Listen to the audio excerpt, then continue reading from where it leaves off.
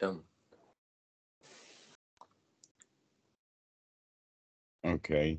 Um, Welcome to the Sunday Sangha. Glad to see you guys. We've already been discussing a bit about uh, practice and what it's useful for. And Carl, I especially want to say welcome to you. And Ron, you're also an old friend. Uh, and that we had started to talk, Carl, about your not getting anything out of the meditation. And so you stopped doing it. And then at another time, you recognize that right now, during this work time that I'm feeling the anxiety, now is when I need the meditation. Okay. Both of those are actually excellent insights because, in fact, what you were practicing in meditation was not anything that would get rid of anxiety in this moment. That, in fact, the inspection of anxiety does not alleviate anxiety. And that often anxiety comes when we have thoughts about what if, referred to as what ifism. Now, there's two kinds of what ifisms. One kind of what ifism is, or what aboutism would be when you're accused of doing something wrong. And the answer to that would be, well, what about what he did? Because it's wrong too. And because he did wrong, I can do wrong. Or maybe he did worse and didn't get punished, so I shouldn't be punished. So that's one kind of whataboutism. And that is the whataboutism of the psychopath. It's the whataboutisms of the politicians and those who are trying to get away with doing wrong deeds. But the other kind of what ifism is the kind that almost everyone else has, including that. I mean, if you do get blamed for it, you might do the what ifism. But if you um, are just sitting in okay, and then you start worrying, well, what about if this happens? Or what about that happens? Or maybe I've got to get this done, or maybe I've got to get that done. And then we don't recognize that that's the source of the anxiety is when we play these whataboutisms games in our own mind. And that they also, these whataboutisms, lead to doubt and worry and frustrations and all of that kind of stuff. And then piling on, it becomes anxiety and stress. And so there's several ways of working with this. And one has, and actually the ways of working of it has to do with how quick we can catch it. That You eventually, observe the pattern happening in real time. mm-hmm. Right. So how slow are we in real time to catch it? Are you going to be all the way into a full-blown anxiety attack before you recognize, oh, I am behaving recklessly right now because I'm in a full-blown um, attack? Or we can have it when there is a little bit of anxiety, or in meditation, we can see anxiety as it arises. And then eventually we can be able to see the actual thoughts that help that stuff arise to come up. What's the triggers for it? And then beyond that, there is, based upon our, let us say, underlying attitude. And when that begins to change, then our attitudes change. And when our attitudes change, the kind of thoughts we have change. And the kind of thoughts that we have change, then don't create the anxiety. So that's kind of the sequence of events that would happen over a long period of time. But really, what we're talking about is the teachings of the Buddha. And the teachings of the Buddha is normally referred to as paticcasamuppāda, or the way that the mind works. Oh, there you are. Now you're back. Your yeah. camera keeps cutting in and out. Somebody was trying to call me, so that's why. Yeah. Oh, I see. All right. So, Basically, the practice has to do with the Mahasi method in particular has a particular piece that's missing. And that's the piece that's missing about that stage in their practice before the anxiety. Hello, Mark. Hello. Hello. Okay, this is Carl, and we're giving him a basic introduction to the practice that he's already been doing. Okay, nice to meet you, Cal. And are you Ron? Yeah, nice to meet you, Ron. I'm Marcus.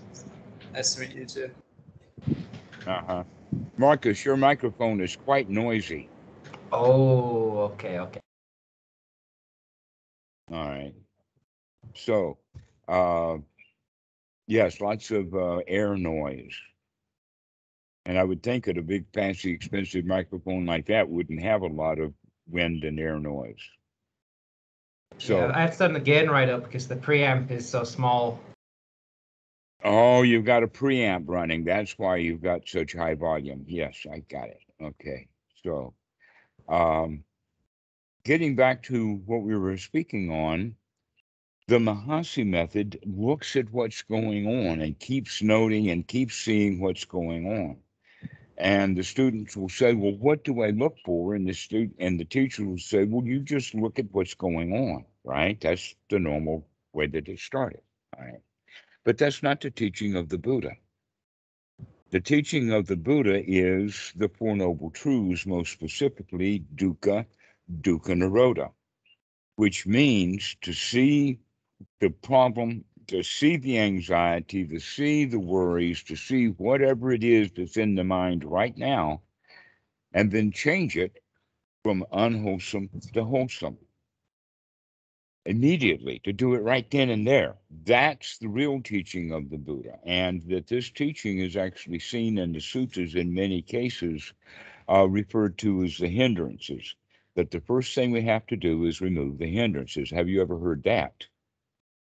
Yeah. All right. Well, how do we remove the hindrances? The way that we remove the hindrances is by putting in a new thought. To not let those hindrances put us into a state of anxiety, we're going to have the kind of thoughts that are going to put us in a state of peace and relaxation. Does that make sense? Yeah, actually, since I've been noting and then putting in a positive thought, the negative thoughts actually stopped coming back as often as they would have before. And it only took me like 2 days or 3 days of this practice because I already was so good at noting things that I didn't need to focus on noting so much. I just needed it to replace the noting with something else as well, like add an extra layer to it. That's that added ingredient that's right there on the Eightfold Noble Path, the right effort. And what is one's right effort? To remove unwholesome thoughts and to replace them with wholesome thoughts. To remove the thoughts that lead to dukkha, to remove the thoughts that have to do with danger. And those thoughts of what if isms are actually looking at all the things that could go wrong. And when we're looking at all the things that could go wrong in the mind, they are going wrong. And that's the source of the fear. Oh no, I'm creating danger. I'm thinking about dangerous things. And so I feel danger. That's quite remarkable, isn't it? That we actually talk ourselves into anxiety, which means now that we can talk ourselves out of it. In fact, a better way of saying it even is that you've been spending your whole life talking yourself into feeling bad. Now it's time to start talking yourself into feeling good. That's the change. And that needs to be practiced. But really what is being practiced is to remember to look and to change. To remember to look and to change over and over and over again, to remember to look and to change. These three items are actually on the Eightfold Noble Path. Sati is to remember. Right view is actually not a viewpoint, it's a viewing. So wake up and look at what's going on, and then make a change. All right. Have you ever heard the expression "wake up and smell the coffee"? Yeah, yeah. All right. Well, what are you going to do immediately after you smell the coffee? Take a sip. Ah, absolutely. All right. Now, that whole statement of "wake up and smell the coffee" is actually a specific way of stating anapanasati as a practice.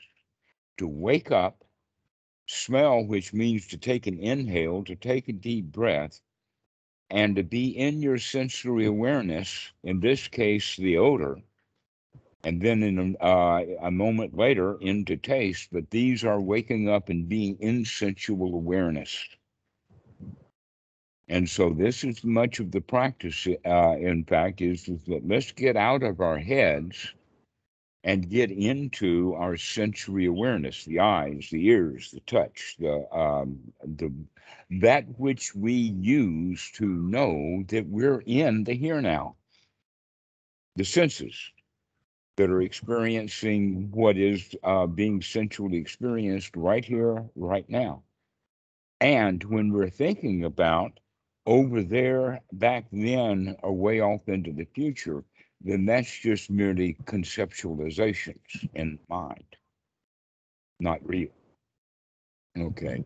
Now, way back when, in very, very primitive times, little animals, all of them, every animal that exists that we know of, even down to the cellular level, has an instinct built in, the self-preservation instinct. That even a tick, if you pull it off the dog and you have it in your hand, on your finger, it will try to run away and hide. Okay. If mosquitoes or geckos, we got geckos on the wall, and if you put your hand next to the gecko within 5 or 6 inches and then start moving it, that gecko will see your hand and then he'll run away. That is the fear response that every animal has, but animals do that fear response based upon something that comes in from their sensory awareness. A big hand is bigger than that kind of thing. Or maybe a lion is chasing us, something like this. But as humans have evolved into the kind of thought systems and also the civilization that we've created, then in fact you can imagine that the jungles way back in ancient history were really dangerous, that humanity was always in a sense of danger, that there were many animals that were bigger than us. And so, in fact, we needed tools to protect ourselves, that it's just me and the lion, then I'm meat, I'm lunch. But it's me, the spear, and the lion. Now we've got a possibility of survival, right?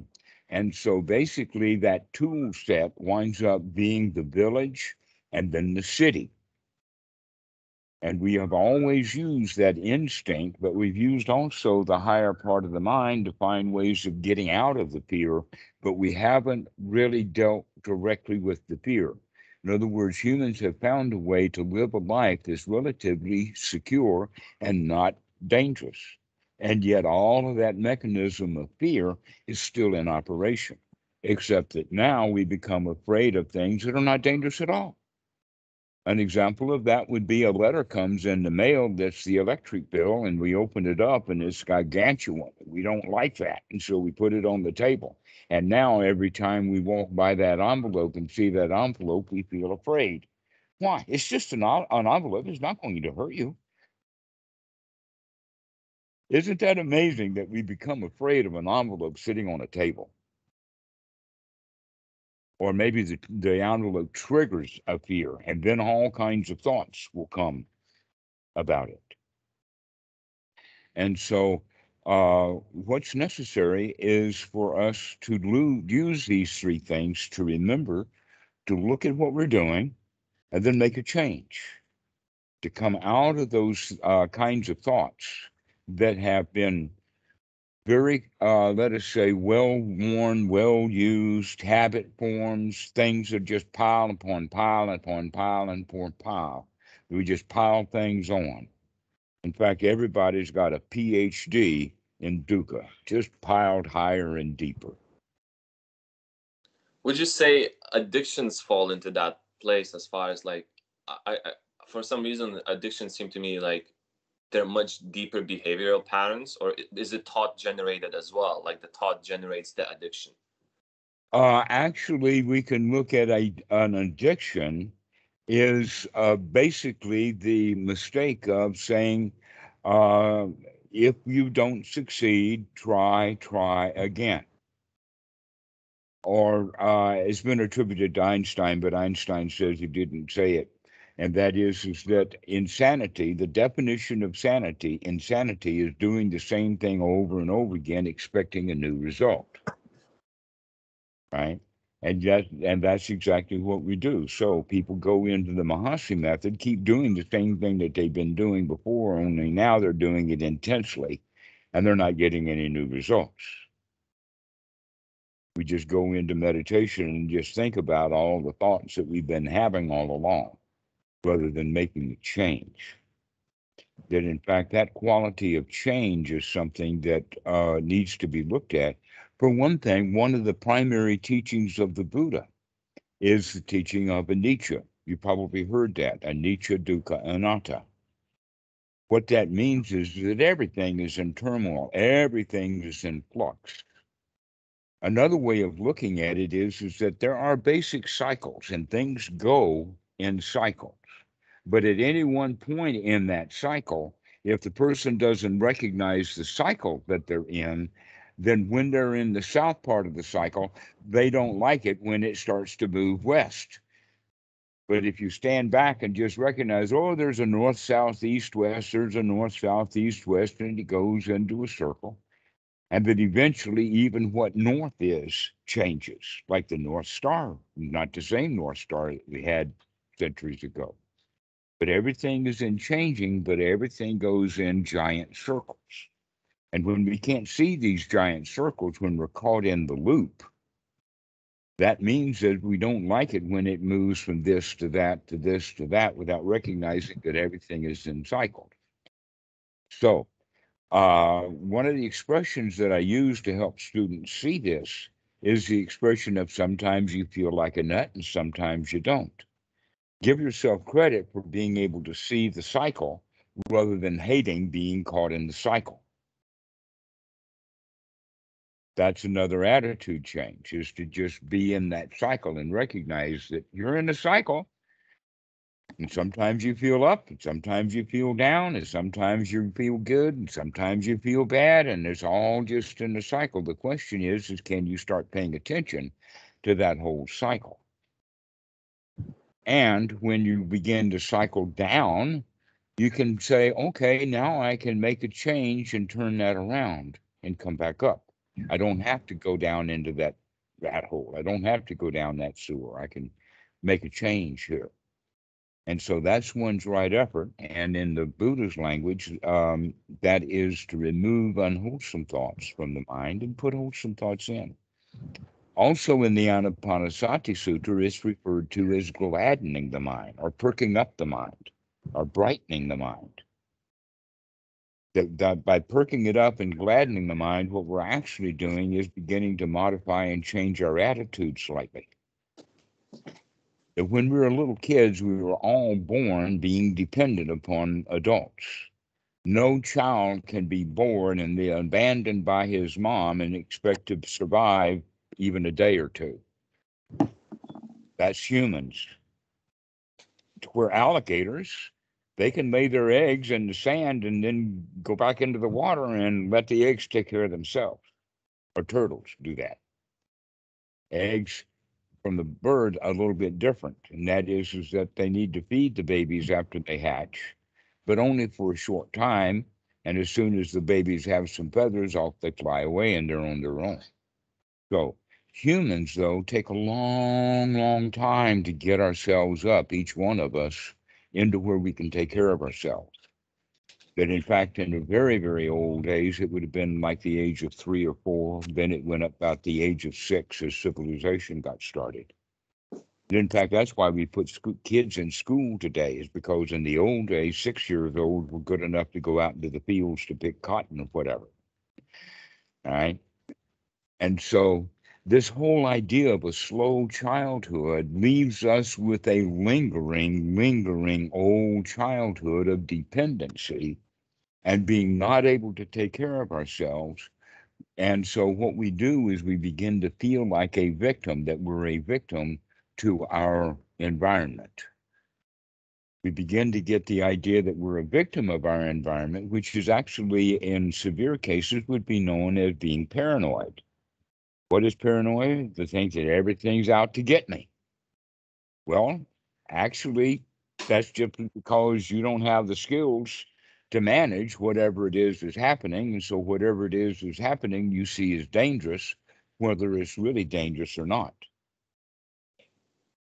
So what we have to do is start to rewire the mind that we had from childhood to recognize that we're not dependent, that we are capable, that I am not a victim of my own mind. I am not a victim of my own feelings. And yet most people are. And we say it in our language. For instance, when somebody says, I am frustrated, or I am sad, or I am sorry, or I hate this, this language is very common. And what that means is that when I say I am angry, that means the anger itself is now bigger and more important than little old me. I become the anger. Without people recognizing that in that case, the I, whatever the I is all over the place. It's not a permanent thing. Sometimes you feel like a nut, sometimes you don't. Everything is temporary. Things arise and they pass away, including selfishness. And when selfishness arises, that's an indication of dukkha. In other words, I'm not getting my way. I want and I don't get. Then, in fact, the classic definition is of dukkha is wanting something you don't have. And so people go into meditation. Okay, Ron. So when we go into meditation, that means that now we can begin to see those thoughts. And what is meditation? That means that we're remembering to look.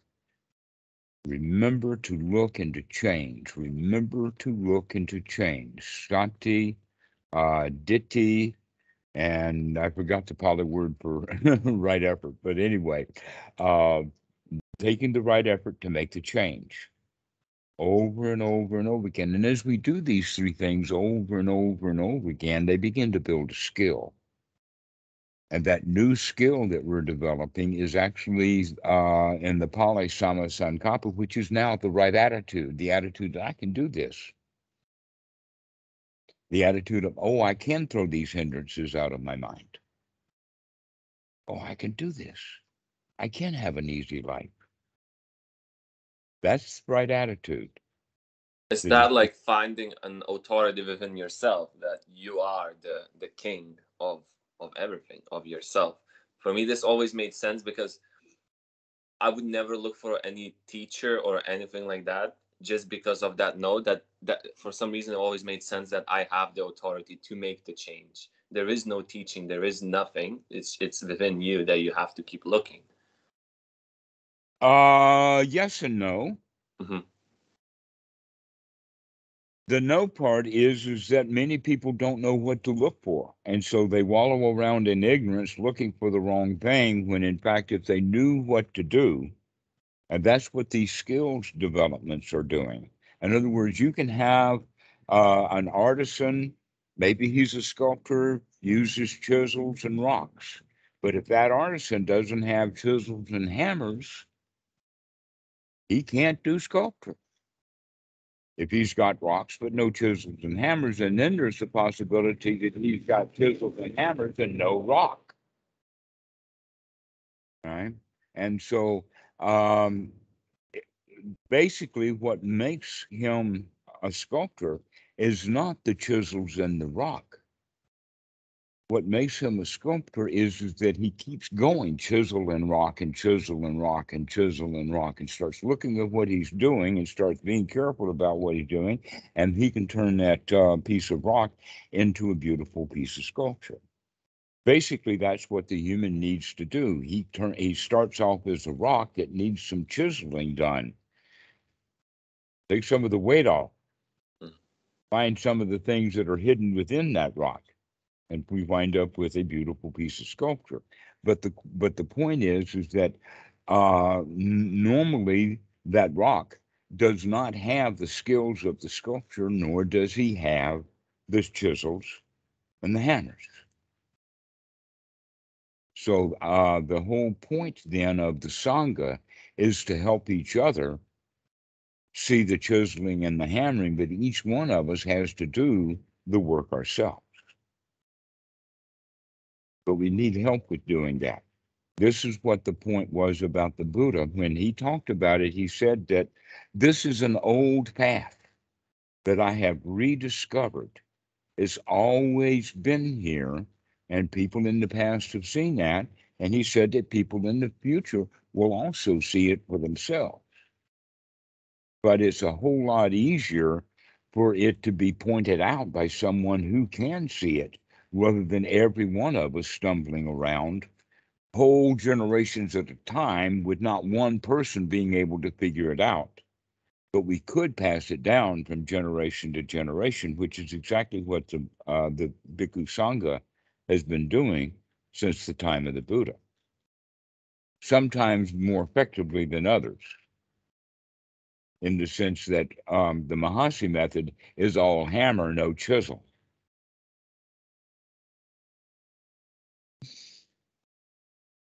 So that no hammer, all chisel, or all hammer, no chisel, means that all we can do is just beat on that rock without actually being able to sculpt it. The chisel is where we can take the pieces off, to whack that piece off, that unwholesome thought, throw it out in the mind right now. So this is the practice of Anapanasati, is that the most important quality is that gladdening the mind. Coming back over and over and over again. Never mind, start again. Never mind, start again. Oh, so what? Yeah, I feel bad. Never mind. And keep coming back to the wholesome thoughts. Go ahead. As I found, like, as I'm chiseling, I found out that I've been like removing some parts that you had like certain attachment to. Like, you could have built up this whole identity, this whole persona of yourself into this habits or things that you do in your life, and then as you start chiseling those things away, you start to lose yourself. So how does one see these things and not get frustrated with himself that he keeps losing these good parts that he thought he had about himself, but now he sees them as something that was just a false illusion? Right. Okay. Well, the old habit of frustrations over loss comes into play, and you're telling me now that you can see that frustration. The question is, can you see it in time so that the thoughts of frustrations don't actually make you feel frustrated, that you can throw that frustrating thought out now? Yeah, because I feel what like, if I did it wrong? What if I did this? What if-isms? What about this? What if this? What if I lose that? Then what'll happen? Those are just more what if-isms. I think it all escalates if you, as you said, if you allow these thoughts to continue to build up. You build them. You can either build them in a positive way, or you can build them, you say, unwholesome way. And if you, what was I gonna say? I was gonna say about something about Dark Night of the Soul, because I found that essentially, as I kept chipping the Mahasi method, it would throw me into these really dark states because I was digging in shit, as you would call it. And as you're digging in shit and you're not seeing anything good about yourself, I'm not this, I'm not that, not this, not that. As you're seeing that, you get frustrated with yourself. Then you ask yourself the question, what am I in the end? What is me? And as you answer that question, what is you, you see that there's nothing left, and you're left with this blank page. So what do you do with that blank page at that moment? Well, that's the whole point then. That means that you can relax because there's nothing to it. Well, what's really going on, though, is that you want there to be something. You want to be something. All right. There's actually a better way of looking at it, and that is in Sutta number 2 in the Asava Sutta, the Buddha talks about how looking at who am I in the present and what I'll become, or looking at who was I in the past. So dealing in the past and the future, or even in the present moment of who am I, is fraught with dangers. That's not the right question to ask. And so naturally, you're going to become frustrated with who am I as a question. Why? Because the reality is that whoever you are, you're still a moving target. So anything that you point saying, that's who you are, well, you've already moved over there. You're not you're moving target. All right. So this quality then is better. A little bit better question would be to look at it from the perspective of who I am not. I am not these feelings. I am not this body.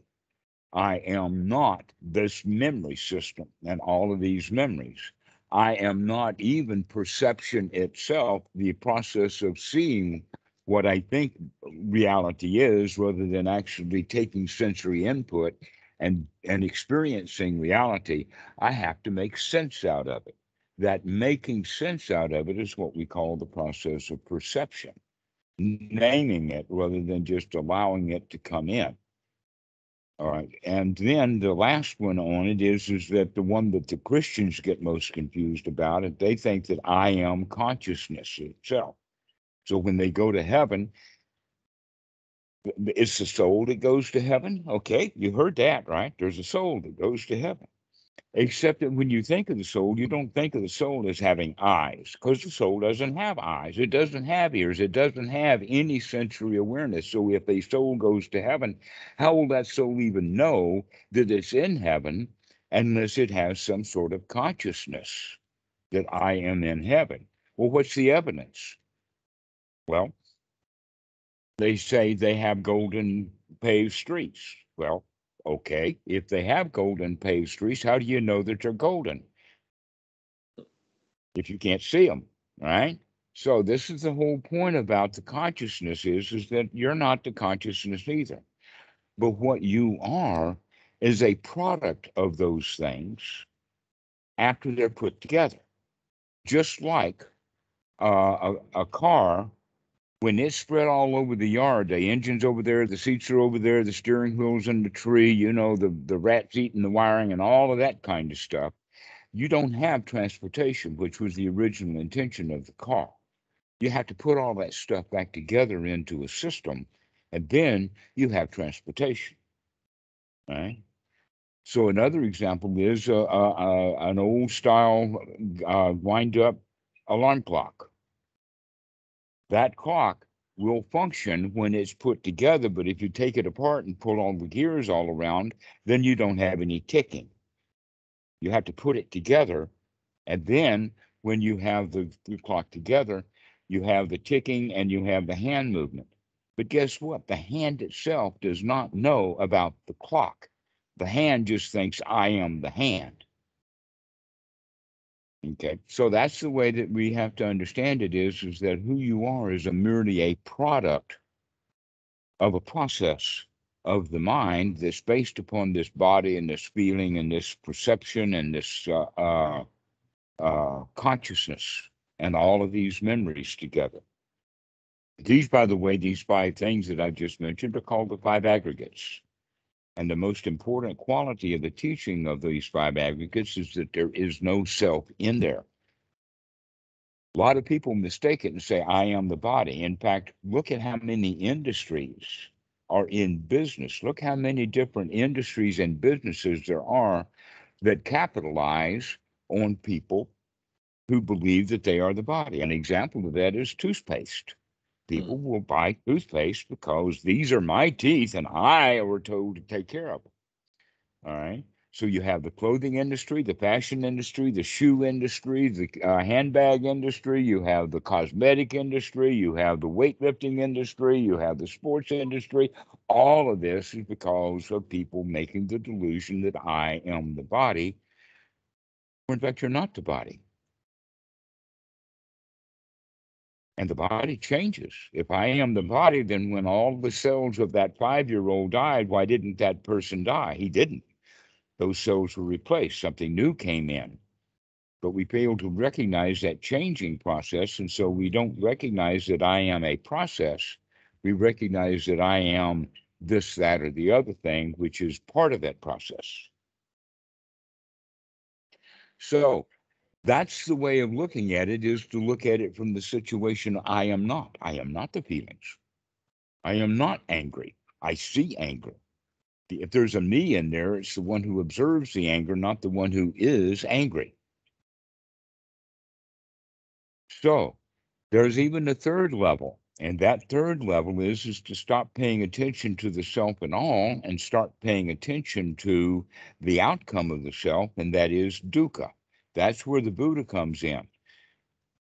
And when he talks about it, he doesn't talk about it in the sense of dukkha is some sort of concept. No, he looks at it in the sense of this is dukkha, right here. This is dukkha, and this is the cause of dukkha. This is the end of dukkha. That's the way that we look at it, is that I'm experiencing, I see the dukkha in the mind right now, which means I woke up and I looked. Now it's time to make a change, to gladden the mind, to come out of it right then and there. Over and over and over again, we practice that. And then the attitude begins to change from the attitude of a loser who needs somebody else's help into the winner of knowing that you've got this wired. You can handle this. You can take care of anything. The Buddha was known as a lion. This is the lion's attitude. The lion is the one who is the boss of his own life. Most people, when they're talking to the boss, if the boss comes up and starts asking them a question, we immediately go into he's the bigger and I'm the little. He's the big guy and I'm the little guy. It's hard to come up to the point that, no, I'm just as good as he is. And in fact, because you're a Dhamma dude, you're actually better than he is. He may be a boss, but that's his delusion. Yeah, that's what I was saying about authority. Once you see the authority within yourself, you cannot be a victim anymore in any situation, in talking to your boss and in Dhamma, in life, in anything. Mm-hmm. But in fact, if you're a victim, what we're a victim to is that anxiety. That's what we're victims of, is our own feelings. And we're a victim of our feelings because we don't know them very well. And when we know them, that means that we can make good friends with them. And as we make good friends with our feelings, we recognize that, hey, these feelings, this survival instinct has kept me alive my whole life. That it made me breathe at night when I wasn't conscious. It made the heart beat. So this instinct of survival has benefits, but it's overburdened. That it's actually primitive. The survival instincts of the human were developed in the situation of a jungle, and we don't live in a jungle anymore. We live in a society now, and yet that primitive mechanism keeps going off in the sense of false positives, left, right, and center. We think this is dangerous and that's dangerous when things are not dangerous at all. Just because we don't pay the electric bill doesn't mean that I'm going to die. The electric company just comes the power off. Well, maybe I can start to use my night vision now, develop some skills here. I don't need power. Tapping into the neighbors. Right. If you need to read something, go over to the neighbor's house with your book and read under their light. Then, in fact, this is something quite interesting about Wat Suan Mokkh. Marcus is familiar that in the really old days, when I was there in the 1980s, even the city of Chaya didn't have electric power. The only power that was in the entire area was a new generator that was at Wat Suan Mok that was maintained by the monks and laymen, and power was donated. But the generator only ran for a short period of time, starting at a little after sundown, about 6 or 7 in the evening, and it would run till about 9 or 10, which means that's the only time that you had electric fans. That was the only time you had any evening time, and that would be so that the monks could get back to their kutis and get settled in, and then lights out. But all day long, no electric power. I found that amazingly difficult in the beginning and amazingly freeing over time. But we have become completely dependent upon electric power. Here on the island, the power goes off on a regular basis. And every time the power goes off, I have to check how I feel about the power goes off, because ultimately it's okay that the power goes off. So the computers are down. So this is down. So what? I'm okay. But in our society, oh, you don't pay that electric bill, that's a kind of sentence of death. And we become afraid about this, that, and the other thing, to where, in fact, this is not even worthy of fear from a wise position, but it is worthy of fear from a child's position. And so we're going to change that attitude. And how do we change it? Very slowly over time, by keep talking ourselves into feeling good.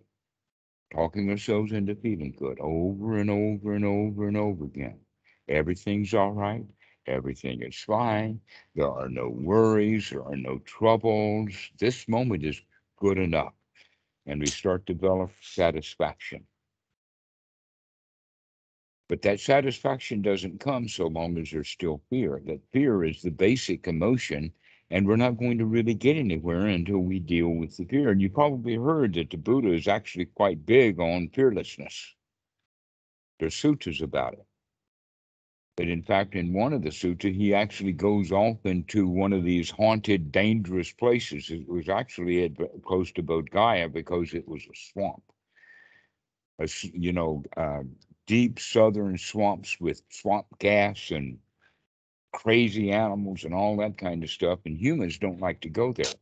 And then the humans eventually get the idea that that place is haunted because it was naturally dangerous anyway. And the only people who are still there are the ones who died there. And so the Buddha would go to these places and hang out with the idea that when fear arose, he was just going to stand there and examine the fear. Because the reality is that right now there are no snakes crawling up my leg. The reality is that there really is nothing right here, right now that is dangerous other than my thought about this is a dangerous place. And then we have places like, have you ever heard the name of Gary? It's Ajahn Chah's lineage, in Northern California. The word abhaya, the word bhaya is actually the word for fear in the Pali. And abhaya means not fear. And giri is actually the word for hill. So it would be then translated possibly wrongly as fearless mountain. But in English, the word fearlessness has a different quality than what we're looking for. That fearlessness is actually what the warrior would have as he goes into battle. It's called courage. In other words, he's going to get on top of his fear and go do what he wants to do anyway. All right. So he looks and appears fearless, but what is happening actually is a war within that he's getting over his fear. But we're looking at it from a different perspective, and that is that we're looking for the words not fearless, but safe and secure. Safe and secure are nurturing words. Everything is okay. Everything is safe. Now, that's a better definition of the word abhaya. So we could actually be translated as safe mountain or secure mountain rather than fearless mountain. Fearless has a too tough a quality to it that we don't need so much. In other words, the warrior who is truly secure and safe and comfortable is not putting on his armor, getting ready to go to battle, because the guy that he's going to go to battle with is actually his friend, and there's nothing dangerous here. That would be secure. And so this is the way we want to start looking at our environment, is that it's actually a safe and secure place, at least the environment that you're in right now. I mean, look at around the room that you're in, and you recognize that there's actually no snakes on the floor crawling up your leg. There's no alligators. Everything is actually okay right now.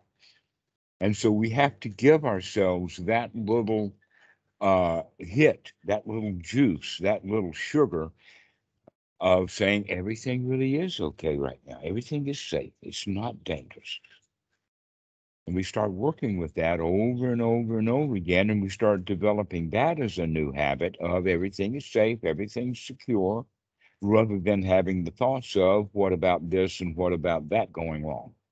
The what about is the reality is everything is safe. And so we keep looking at it and seeing, yeah, the reality is that things are safe.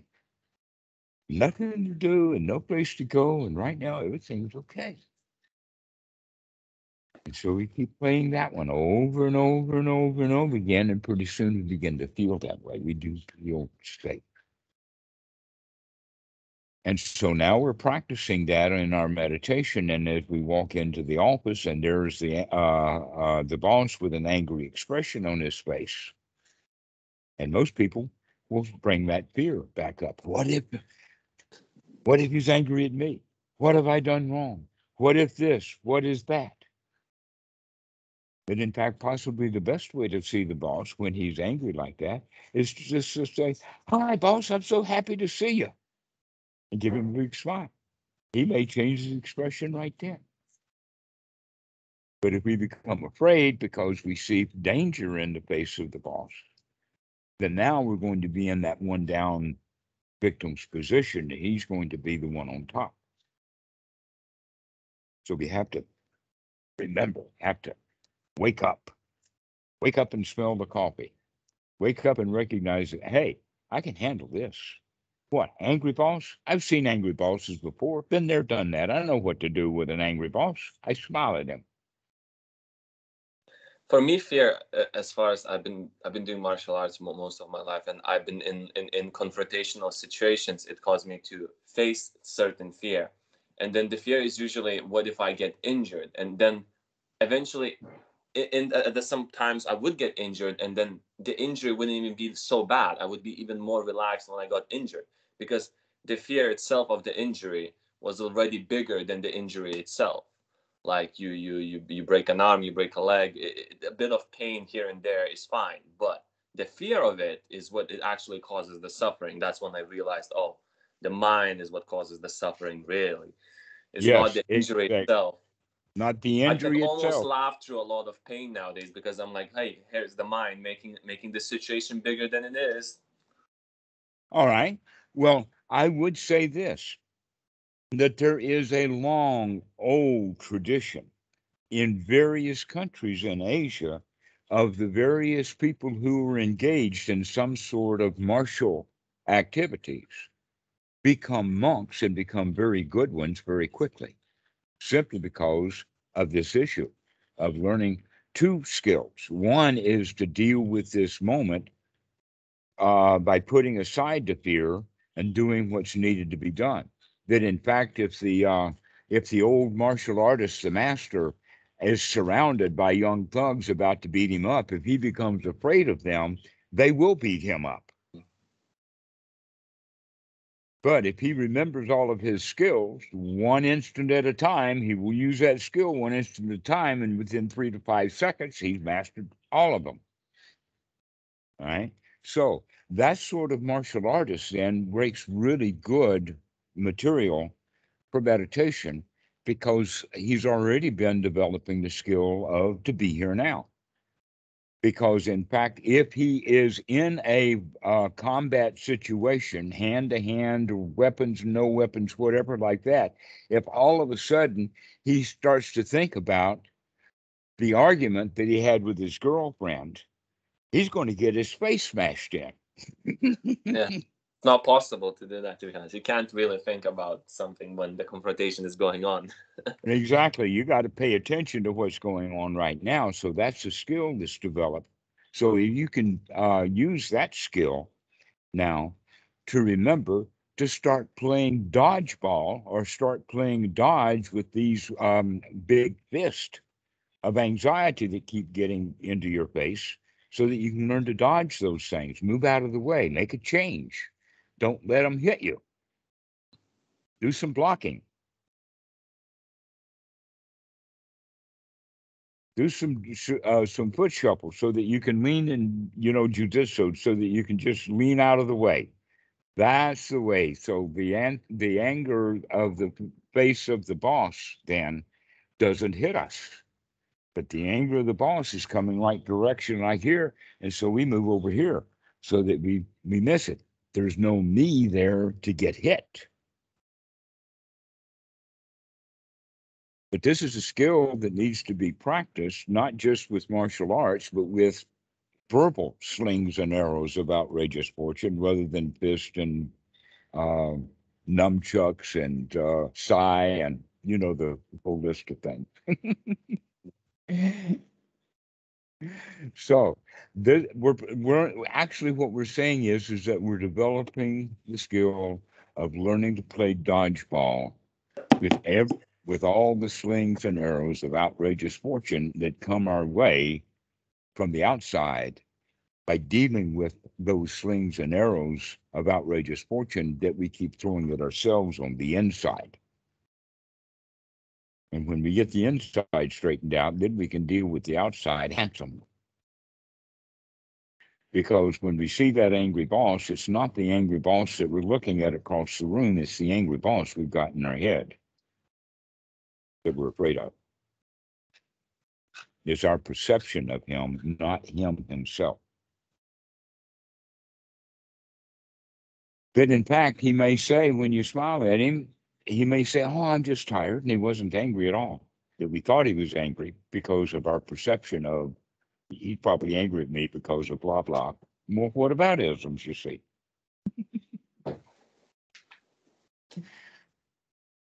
So this is the actual practice of anapanasati, and a lot of people think that all meditation is done squatting on the floor. But no, that squatting on the floor time, which is actually quite valuable, useful, and wholesome when it's done correctly, is developing the very skills that we need so that we can go into work and dodge all the slings and arrows of angry bosses and whatnot. And so it's a two-step operation.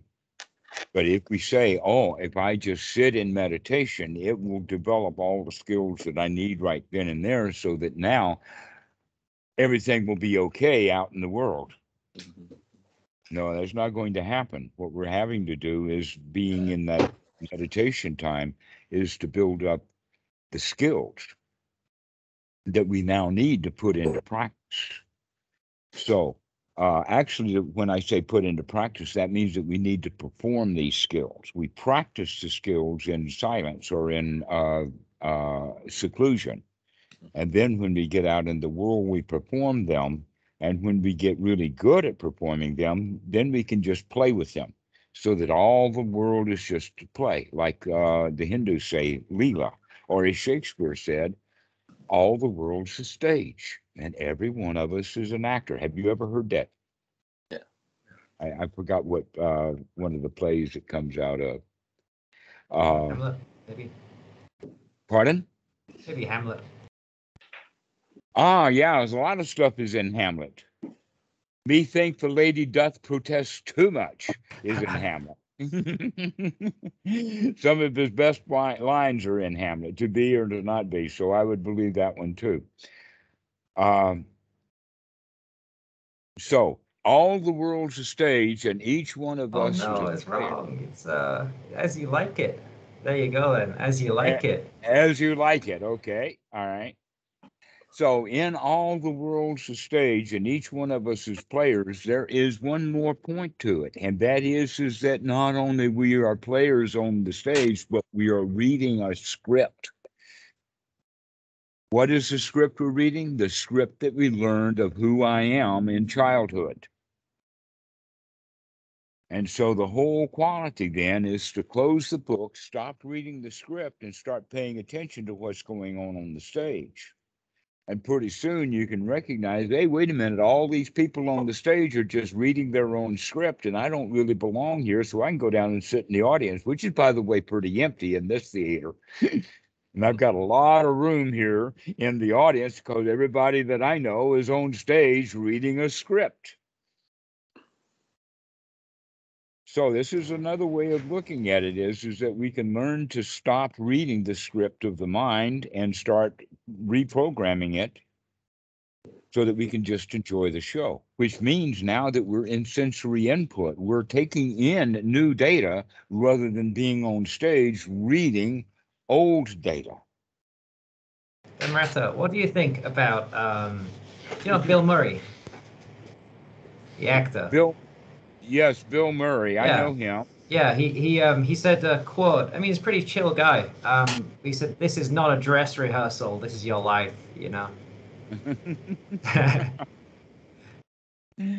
Yes, that's right. Everything is just as it is. This is life.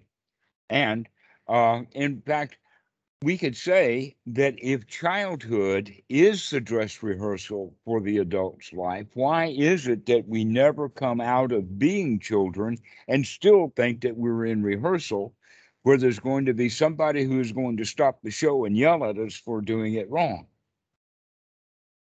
Where in fact in theater, you've probably heard the expression, the show must go on.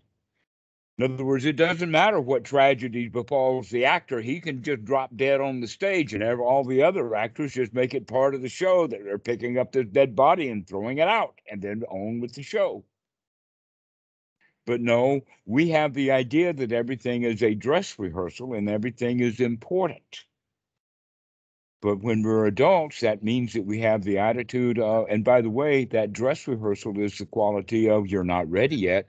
You're still a victim. Dress rehearsal is a bunch of victims getting together, proving themselves that they're not victims anymore, that they're winners and they can do the show. So this is not a dress rehearsal, as Bill Murray says. This is it. And guess what? There's nobody there standing there with a script. You can ad-lib your way through life now.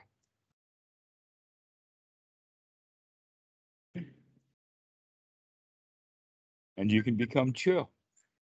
There's no reason to continue to do it the old way. We have to make a change. I think when when you say child, you mean like child as you've been structured by authority to do this, to do that. But I've been having this longing to go back to this childhood mindset of worry-free. Nothing is a problem. I want to just play around with my friends. I want to go slide off the slides. I want to enjoy the snow. That's what I've been longing for, to go back to, almost feels like. Okay.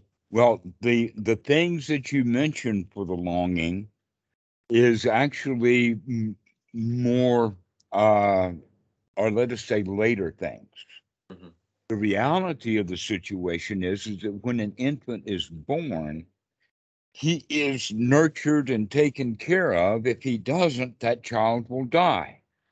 And even after 2 days of birth, a new infant, when he does his first poopy after 2 or 3 days, everybody is so happy to see that big yellow turd come out, because that shows that the digestive system is working, as opposed to the child getting fatter and fatter and fatter after 5 or 6 or 8 days, and he hasn't taken a crap yet. That's really dangerous, right? And so every mommy, and in fact, I've seen women take that turd, put it into a napkin, and show it off to their friends. But that 16-year-old boy, or that boy that grows up that laid that turd, now he takes a dump in the living room floor, and what's the people going to do? They're not going to be proud of his new turd. Not at all. No. Something happens in our childhood that changes us. And that happens at about the age of 6, when we're put to work. You're told to go to school. You're told to pick up your clothes, do your homework, put down your cell phone, do what you're told to do. and we lose that very young childhood playfulness that we had at the age of 3 and 4. How can we maintain that feeling of 3 and 4 when mommy is now putting us to work? She's nurturing us a little bit, but that nurturing now has a whole lot of, you got to go do this, that, and the other thing in order to get my nurturing. It becomes conditional love now. And what you're longing for is to go back to that unconditional love time, back to the nurturing, away from the critical mom. So moms either are going to be critical, like do your homework, I'm going to check it, or they're going to be nurturing. I love you so much. And somewhere in another, along the way, mom gets more and more critical and less nurturing. And we miss that. Well, guess what? Now you recognize that, you can say that means that it's my job to go back and give me the nurturing that I lost in childhood and resented losing. I can go give that I could give that to myself. I could start nurturing my mind now. Nurture the mind rather than being critical. The criticism, by the way, is the what ifism. What if this and what if that? And you got to go do this, and you got to go do that. And you can change that into, oh no, you're okay. I'll do it all for you. Everything is all right. Just relax. Just enjoy yourself. What, you want to go skiing? Go skiing. Okay. Enjoy. Go enjoy your life. You don't have to long for it and not have it. That whenever the thought comes up about longing for it, you can say, oh, I've got it right now. Yeah, I can just take a deep breath and just feel nurtured. Feel free. That's exactly what it's all about, is learning to go back to that early stage of childhood to where the whole world was a wonder. The whole world was just one more toy to play with. Things have not gotten important. The critical mind is what makes things important. The reality is there's nothing important. Very little is a matter of life or death. Almost never is it a matter of life or death, and yet the fear tells us that everything is a matter of life and death.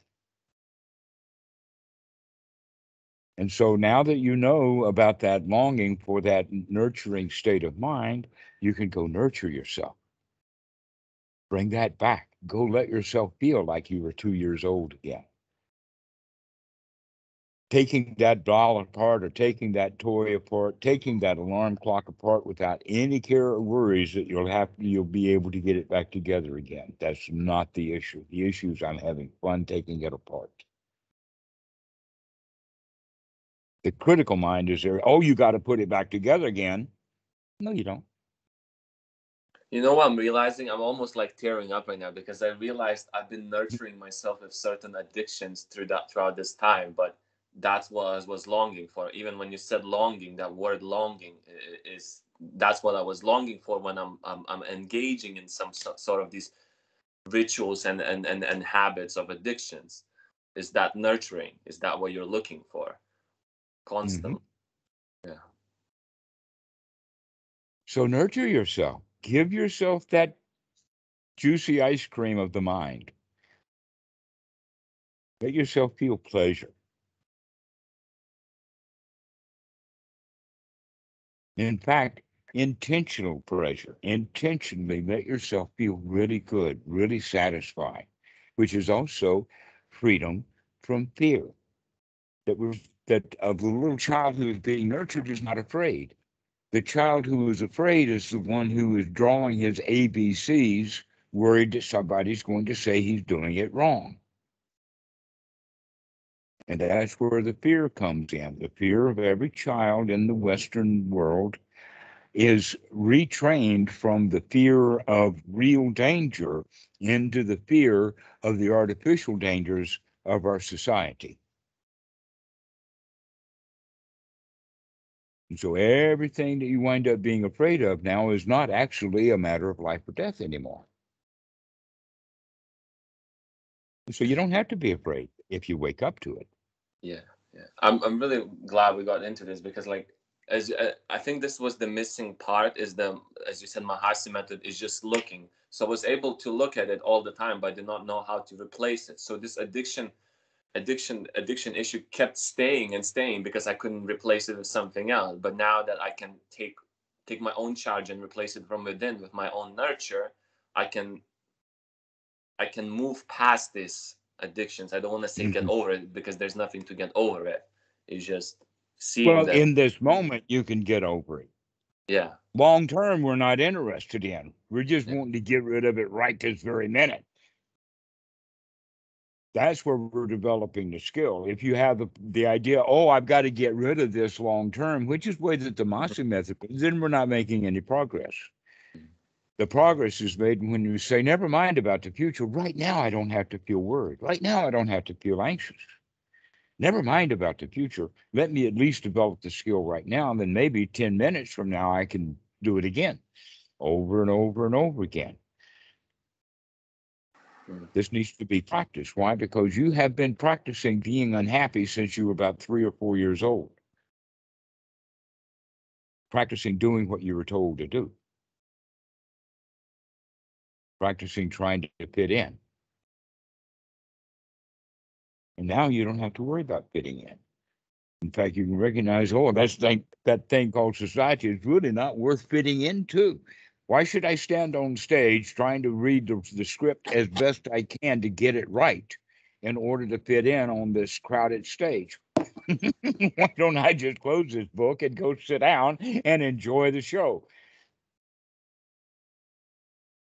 Well, we were taught that we had to participate when we were kids. That's the whole point about the critical mind state. And so we remain critically minded of ourselves. And you have actual now permission to go nourish yourself. Everything's really okay. That things are not nearly as desperate as people make out.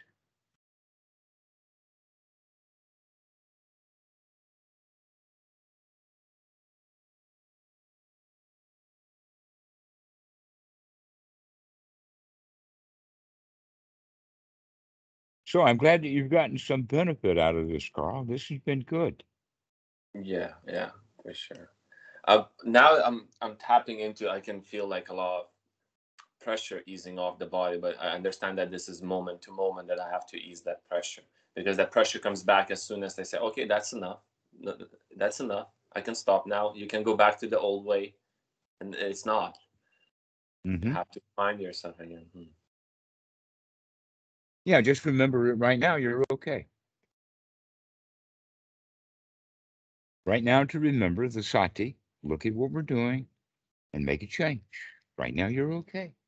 And if you wake up, you remember to wake up, and you're already having a mind full of wholesome thoughts, and you can congratulate yourself. Yeah, I'm already okay.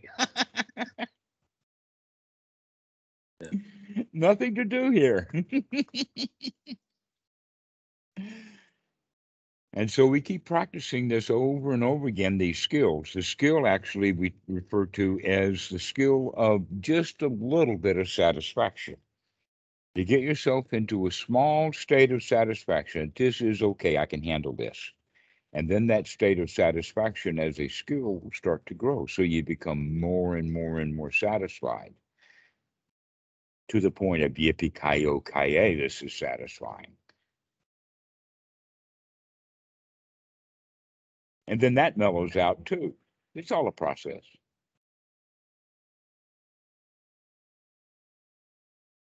So practicing satisfaction, everything is all right. Everything is fine. No worries.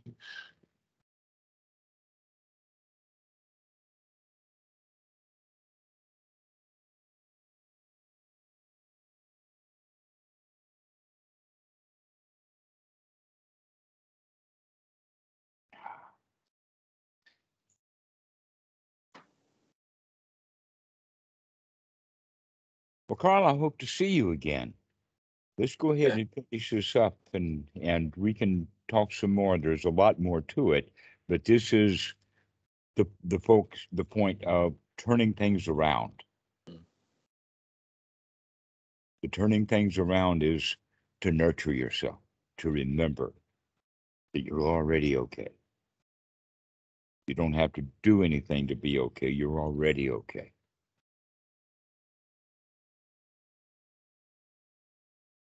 You can feel safe and secure, comfortable, and satisfied. So, Marcus, do you have anything to add? No, I'm just enjoying the show. Yeah. All right. Well, Carl, we'll see you soon. Oh, thank you. Thank you. You can call on Skype. I think you already know how. This group that we're in now, the UK group, you can actually start a call in that too, but maybe nobody will see it because it's got too many people, and because of that, Skype doesn't automatically send out notices. But you can get you can find the Skype name of Dhammarato, and then you can call anytime in the daytime. And I'm really glad to meet you. Yeah, me Got too. a lot of friends. Today we haven't talked about it much, but eventually I want to talk to you about the Sangha, which is the third item of the triple gem. The Western Buddhists are really interested in the Buddha and the Dhamma, but the real show is in the Sangha. That's the community of wise people, the community of the nobles. That's when things really happen. I actually, before I even talk to you right now, I was in past couple sanghas, because the way I make sangha, I'm gonna relate to my martial arts again. When we're doing sparring, you have 3 levels of sparring. You have to spar somebody better than you, somebody on your level, and then somebody who's much worse than you. So you can actually pass on the knowledge and you can learn a lot. You have like pointers from somebody who's better than you. Then you have competitive levels of somebody who's on the same level with you, and then you can pass on the knowledge who's a beginner, as you I say. know. That's I've been a beginner. I've had the tar beat out of me. yeah. Yeah, and so that's how here's actually a story that I'll tell you in that regard. In the martial arts group that I was in, don't give him much details, a guy came into the class and was introduced by the sensei as having just gotten out of prison. And he hadn't been doing any martial arts for like 5 years or so. And so the deal was that the karate master would let him back in, but he had to start all over again with the white belt, and then the yellow belt, and then the green belt, and the blue belt, and the brown belt, and then the black belt again. Okay, so all of that. And so I was in the stage there of just getting a brown belt. And this guy had gone through it. So, well, the brown belts is where you're actually doing some physical activity. Right.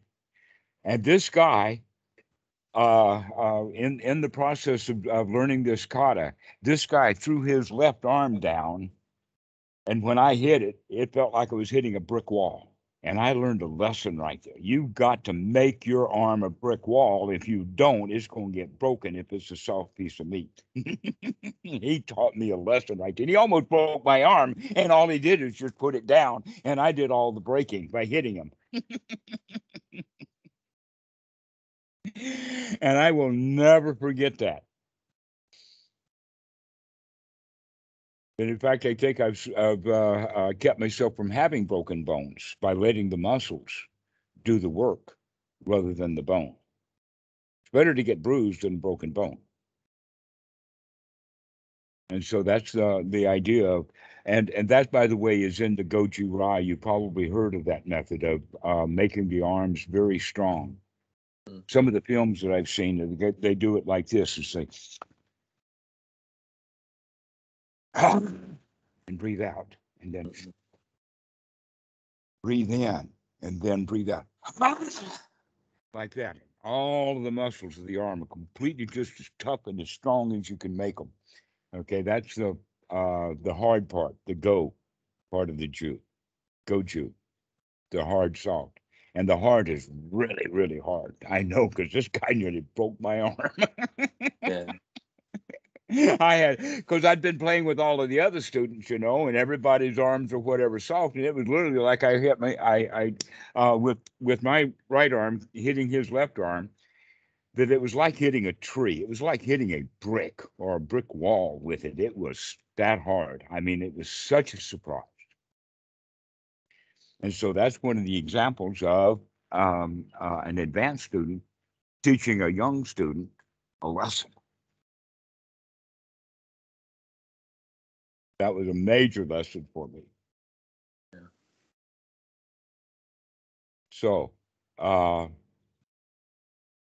very much appreciate that we can work with and use this skill of martial arts as kind of a base for your anapanasati practice, as opposed to the Mahasi method, because the Mahasi method keeps people in a victim's position, to where the martial arts training, like I've just demonstrated, that's a lion. That's tough. You got to get that stuff going, and you know that you can get it going. And so that whole attitude about the martial arts. Have you ever heard of Masashi? Mm-hmm. Yeah, right. There's a clear example of it. That warrior. He's an interesting story, but the end of the story is that he used the skills of his martial arts to practice the Zen meditation, and he got very quick results because he had already developed so many of the skills that the beginning meditator will need.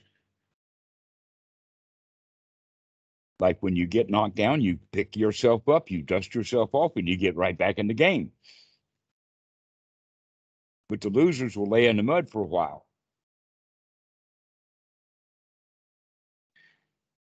And so that's actually, congratulations on that. That's a good skill to come into meditation practice with, is the knowledge that you can handle it. You can handle the pain. You can handle this. There's nothing to it. You can nurture yourself. I think my favorite quote is from Lao Tzu. He says, like, even if the mountain falls on my head, I will go through this practice, even if the mountain even if the mountains were to fall on my head. That's always stuck with me. Even if the mountains have to fall on my head, that's the kind of attitude. Right, that's an attitude, isn't it? Because real mountains don't fall on real people, but the idea, that concept of, yeah, I can handle anything. So you can handle this, and you're going to learn to handle it with nurturing. Yeah. Excellent. Okay, guys. Well, thank you so much. This has been a really great call, and I hope to see you again, Carl. Yeah, it was a blast. Thanks. See ya. Take care, guys. Okay, bye-bye.